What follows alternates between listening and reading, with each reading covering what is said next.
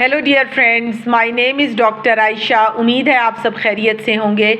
आज मैं दौरान हमल अंडा किस शक्ल में ले सकते हैं इस बारे में बात करूंगी। जैसे कि आपको पता है कि मौसम तब्दील हो रहा है, थोड़ा सा बारिशें स्टार्ट हो गई हैं। बहुत सारी बच्चियां जो हैं अब वो अंडा खाना चाहती हैं। पहले तो वो ये कह रही होती हैं कि जी हम अंडा नहीं खाते क्योंकि हमें बहुत गर्मी का एहसास होता है या हमें अच्छा नहीं लगता। लेकिन जैसे सीज़न चेंज हो रहा होता है तो बच्चियाँ जो हैं वो अंडे की तरफ राग़िब होती हैं और कहती हैं जी कि हम अंडा खाना चाहते हैं, लेकिन हमें समझ नहीं आ रही कि बड़ी बूढ़ियाँ में अलाउ नहीं कर रही होती तो हम अंडा किस शक्ल में लें और किस फॉर्म में लें। यहाँ पर मैं आपको बताती चलूँ कि जो अंडा है वो एक फुल ऑफ प्रोटीन एक डाइट है। ये हमारे बिल्डिंग ब्लॉक्स हैं। ये ना सिर्फ माँ को सपोर्ट कर रहे होते हैं प्रोटीन लेवल्स के लिए, बल्कि ये बच्चे को भी कहीं ना कहीं जो है प्रोटेक्ट कर रहे होते हैं आपके प्रोटीन लेवल्स को बिल्ड करने में, आपकी एचबी को बिल्ड करने में, आपकी जनरल हेल्थ को इम्प्रूव करने में, इवन आपकी बहुत सारी थकावट को और दर्दों को बेहतर करने में अंडा जो है एक बहुत मेजर रोल प्ले करता है। लेकिन जैसे कि आपको पता है कि हमारे यहाँ अंडा हाफ़ बॉयल हाफ़ फ्राई का बहुत रिवाज है, लोग बहुत शौक़ से खाते हैं। लेकिन यहाँ पे मैं हामला बच्चियों को मना करूँगी।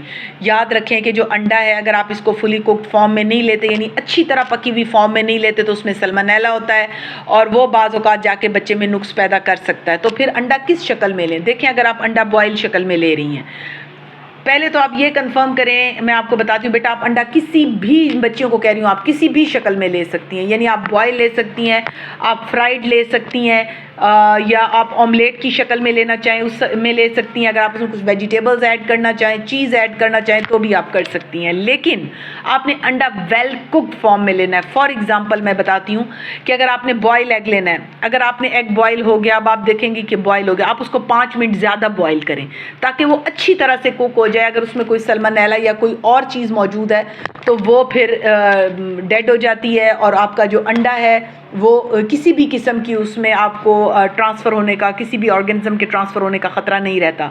अगर आप फ्राई फॉर्म में ले रही हैं तो उसकी जो लाली है, यानी कि जो जर्दी योक है, उसको आपने वेल कुक्ड करना है। यानी दोनों तरफ से आपने अंडे को पकाना है ताकि वो अच्छी तरह से पक जाए, उसके अंदर किसी किस्म की चीज़ जो है वो ना रह जाए।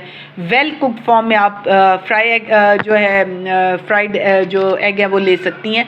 उसके बाद ऑमलेट आता है, उसमें आप वेजिटेबल्स डालें, आप सिंपल लें, चीज़ ऐड करें, जो भी बच्चियों को वट एवर पसंद है, लेकिन उसको भी आपने अच्छे से पकाना है। याद रखें, आपका अंडा कच्चा नहीं होना चाहिए। दूसरी ज़ुबान में, अगर आप उसको हाफ कुक लेती हैं तो वो फिर ख़तरनाक हो सकता है।